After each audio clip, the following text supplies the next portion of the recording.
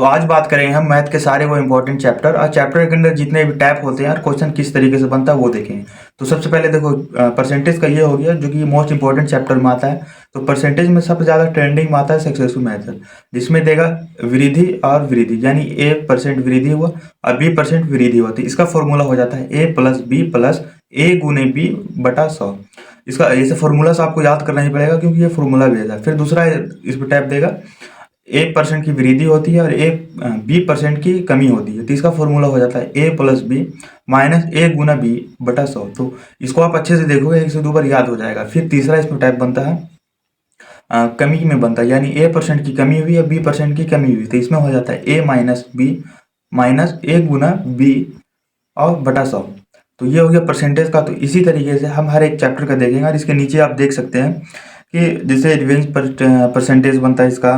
फिर जो population base आता है जैसे वो भी क्वेश्चन बताऊंगा, ये ज़्यादा इंपॉर्टेंट हो जाता है। परसेंटेज प्लस रेशियो, तो रेशियो भी काफ़ी इंपॉर्टेंट चैप्टर हो जाता है, यानी रेशियो आपको हर एक चैप्टर में मिलेगा। तो इसमें देखो क्वेश्चन किस तरीके से बनता है।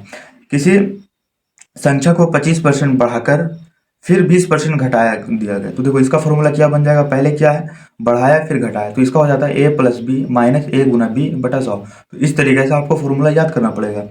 तो प्रारंभिक संख्या की तुलना में अंतिम संख्या में कितने परसेंट की परिवर्तन होगी। तो इस तरीके से क्वेश्चन बनता है।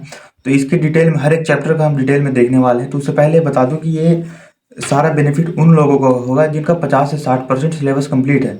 क्योंकि मैं इसलिए बता रहा हूँ, आपको पढ़ना सभी है। जैसे परसेंटेज में 7-8 चैप्टर बनता है, टाइप बनता है, तो उसको आपको पढ़ना है। लेकिन इन सब पे ज़्यादा ध्यान देना जो मैं बता रहा हूँ, क्योंकि ये ट्रेंडिंग में है। क्योंकि मेरे 2 साल से मैं भी तैयारी कर रहा हूँ, तो मुझे पता है। और मुझे जो पता है वो आपको बताऊंगा, और जो मुझे नहीं पता है वो मैं आप लोगों से सीखूंगा। बस मेरा वीडियो बनाने का यही मकसद।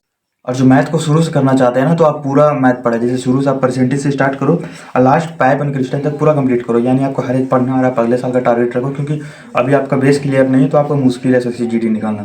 और टेक्स्ट बुक पर सेल आई हुई है, यानी ये आज लास्ट डेट है। तो आप मॉक टेस्ट ले लो जो कि काफ़ी यूज़फुल होगा आपके लिए। और 1 साल रहेगी, यानी आप अगले साल तक भी टेस्ट दे सकते हो। इसमें चैप्टर वाइज हर एक चैप्टर टेस्ट है। देखो ये 300 इसमें पैसा लग रही है, पैसा मत देखो, मैं खुद लिया हूँ। मैं खुद टेक्स्ट बुक पर मॉक देता हूँ और RW ऐप पर भी देता हूँ। तो इसका कोड मेरा ज़ैद ईडू आप यूज़ कर लेना, जो कि आपको 12% डिस्काउंट मिल जाएगा। और ये प्रमोशन ही है एक टाइप में। जो कि आप मेरा कोड यूज़ करोगे तो मुझे भी कुछ प्रॉफिट हो जाएगा। लेकिन मैं ये नहीं बोलूँगा कि आप लो मेरे ही कोड से। आपको जिन इन्फ्लुएंसर का कोड यूज़ करना आप करो, उससे कोई दिक्कत नहीं है। बस मेरा यूज़ करोगे तो मुझे भी थोड़ा सपोर्ट मिल जाएगी। लेकिन ये बोलूँगा टेक्स्ट बुक का पासपोर्ट ले लो, काफ़ी ज़्यादा फायदेमंद होगा आपके लिए। तो अब बात करते हैं सिलेबस की तरफ। चलो शुरू से करते हैं। तो सबसे आ जाता है नंबर सिस्टम, जो कि ये काफ़ी बोरिंग सब्जेक्ट हो जाता है। मुझे भी अभी बहुत दिमाग खराब होता है इसमें।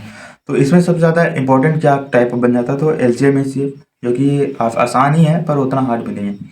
फिर दूसरा आ जाता है रिमाइंडर, जो इससे भी अच्छा क्वेश्चन बनता है। तीसरा यूनिट डिजिट, ये सब चीज़ बनता है।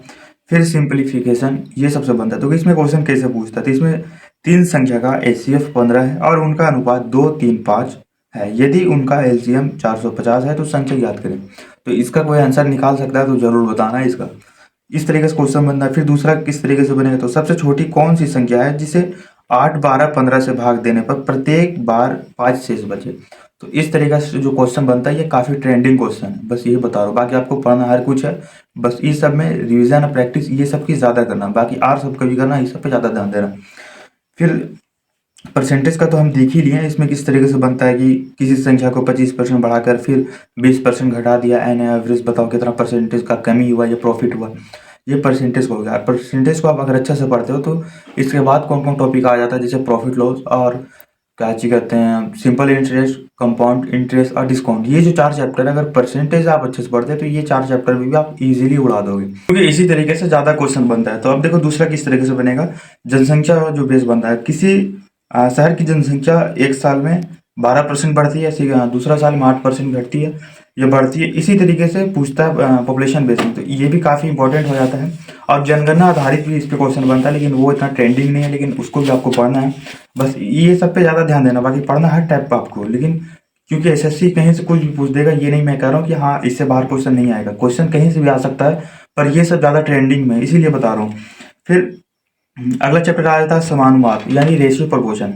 तो ये एक ऐसा चैप्टर है जिसमें आपको इसको अच्छे से पढ़ना पड़ेगा, परसेंटेज और रेशियो प्रोपोर्शन। ये दोनों को अच्छे से पढ़ लो तो आपका समझ लो अरिथमेटिक ऐसे ही उड़ जाएगा। क्योंकि एक एलसीएम एचसीएफ वो भी काफ़ी इंपॉर्टेंट हो जाता है। ये 3 चैप्टर से जितने चैप्टर बनते हैं सब में यही पैटर्न रूल होता है। जैसे अनुपात रेशियो आपको मिल जाएगा, फिर परसेंटेज आपको मिलेगा हर एक चैप्टर में, तो ये इसे काफ़ी ज़्यादा इंपॉर्टेंट समझना।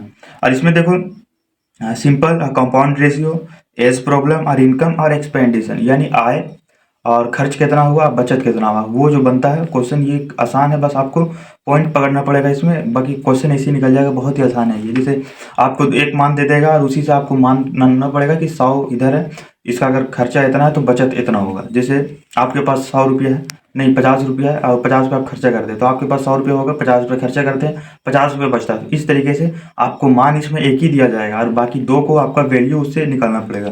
तो इसमें ये हो जाता है। फिर मिक्सर रेशियो, ये भी काफ़ी ट्रेंडिंग है। इसमें क्वेश्चन किस तरीके से बनता है, तो ए और बी की आय का अनुपात 5:7 है तथा व्यय का अनुपात 3:5 है।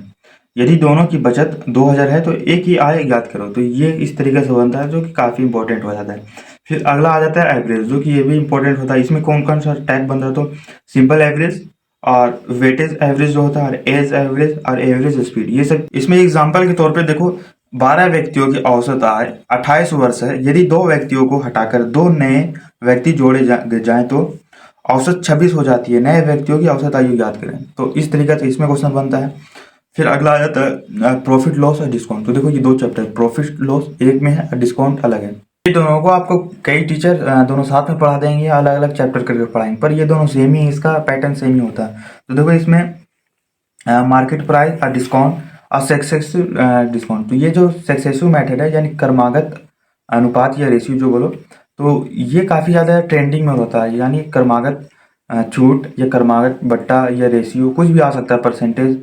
तो ये सक्सेसिव मेथड का जो 3 शुरू में बताया था मैं फॉर्मूला, वो याद कर लेना, काफ़ी बेनिफिट होगा। तो इसमें इस तरीके से बनता है। क्वेश्चन किस तरीके से बनेगा, एक दुकानदार 25% लाभ कमाने के लिए एक वस्तु 20% विक्रय मूल्य बढ़ाता है और 10% छूट देता है, वास्तविक लाभ प्रतिशत ज्ञात करें। तो इसमें इस तरह का क्वेश्चन बनता है, नीचे वाला आप देख लेना। और फिर अगला आ जाता है सिंपल इंटरेस्ट, जो कि ब्याज दर, जो ये काफ़ी इंपॉर्टेंट हो जाता है सिंपल इंटरेस्ट। इसके बाद जो आता है चक्रवर्ती ब्याज, वो थोड़ा दिमाग खाने वाला है, क्योंकि उसमें आपको अलग ही टर्म कंडीशन आएगा। उसमें गोल्डन रेशियोज आपको बनाना पड़ेगा, यानी उसमें 3 मेथड से क्वेश्चन बनेगा। आपको बस उसमें ये ध्यान देना है कि 3 मेथड से, देखो चक्रवर्ती ब्याज है वो 3, कोई भी क्वेश्चन 3 मेथड से कोई भी मेथड लगाओ आपका सॉल्व हो जाएगा, पर उसमें टाइम लग जाएगा। उसमें आपका ये होता है कि तीनों मेथड में से कौन सा मेथड लगाए जो क्वेश्चन जल्दी बने, बस इसी का समझने का आपका देर है। अगर समझ गए तो आपको सबसे आसान चक्रवर्ती ब्याज लगेगा। तो वो 3 कंडीशन को देख लेना, रेशियो मेथड और फॉर्मूला मेथड और गोल्डन रेशियो, 3 तरह का मेथड से चक्रवर्ती ब्याज बनता है। तो सिंपल इंटरेस्ट में देखो, फाइंड रेट और टाइम प्रिंसिपल और डिफरेंस ऑफ एसआई यानी सिंपल इंटरेस्ट, और अमाउंट बेस्ड क्वेश्चन ज़्यादा पूछा जाता है। जैसे 6000 पर 3 वर्ष में 1440 का साधारण ब्याज मिलता है, वार्षिक दर ज्ञात करो। इसमें इस तरीके का बनता है। और एक राशि 4 वर्ष में साधारण ब्याज पर 3000 और 6 वर्ष में 3600 हो जाती है, तो मूलधन ज्ञात करें। तो इसमें इस तरह का बनता है। फिर अगला आ जाता है टाइम ऑन वर्क। तो देखो इस सबको मैं बार बार बोल रहा हूँ, आप इस स्टेप को अगर अच्छे से रिवीजन करते हो और इस स्टेप पे ज़्यादा ध्यान दोगे तो आपको 15+ आराम से। और देखो इसमें इंपॉर्टेंट टाइप कौन कौन हो जाता है, तो efficiency, basic, work weightage, partial work. तो ये सब इंपॉर्टेंट हो जाता है। इसमें क्वेश्चन बनता है, ए किसी काम को 16 दिन में और बी 24 दिन में करता है। दोनों ने मिलकर काम शुरू किया, लेकिन 4 दिन बाद बी काम छोड़ देता है और शेष काम ए कितने दिनों में करता है। तो इस टाइप का भी काफ़ी क्वेश्चन ट्रेंडिंग में आ जाता है। फिर अगला चैप्टर आ जाता है टाइम, स्पीड, डिस्टेंस, जो कि ये भी काफ़ी इंपॉर्टेंट हो जाता है। अगला आ जाता है मिक्सर एलिगेशन। तो डिस्काउंट के बारे में बता दिया हूँ। मिक्सर एलिगेशन ये आपका ऐसे ही कि आप हर एक चैप्टर में लास्ट में आप पढ़ेंगे ये एलिगेशन मेथड, यानी 4 वो ऐसे करके फिर ऐसे बीच में आपको मान निकालना। ये भी आसान है, शुरू आपको हार्ड लगेगा पर ये भी आसान है। इसमें जैसे टू मिक्सर और रिप्लेसमेंट, ये सब काफ़ी पूछा जाता है। तो इसमें आसान है, बस आप पढ़ोगे तो समझ में आ जाएगा। इसका रिवीजन करना, और हालांकि तो आप तो पढ़े ही होंगे। देखो ये आपका एवरेज है, यानी ये सब टॉपिक ज़्यादा पढ़ना। और जो 0 से यानी अभी शुरू कर रहे हैं, यानी 10-15% सिलेबस कंप्लीट है, तो आप ये देख रहा है इसे पूरा करो, यानी आप शुरू परसेंटेज से स्टार्ट करो, पूरा लास्ट तक कंप्लीट करो, यानी फुल डिटेल में। बाकी अगर आपका 50% सिलेबस कंप्लीट है तो ये जितना बताया हूँ उसका पूरा डिटेल में रिवीजन करो। और रिवीजन किस तरीके से करना है मैथ की, तो मैं वीडियो में बता रखा हूँ, रामबाण सीरीज से कर लेना।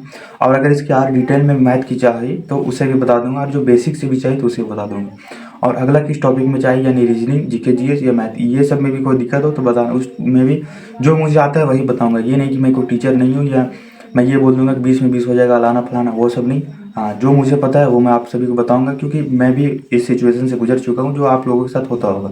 और अगर आप मेरा वीडियो यहाँ तक देख चुके हो तो आपके लिए मैं नोट्स देने वाला हूँ बिल्कुल फ्री में। इस नंबर पे मैसेज करना और कोड है ज़ैद, उसको यूज़ कर लेना। टेक्स्ट बुक का पास प्रो भी आया हुआ है तो वहाँ आप ले सकते हो।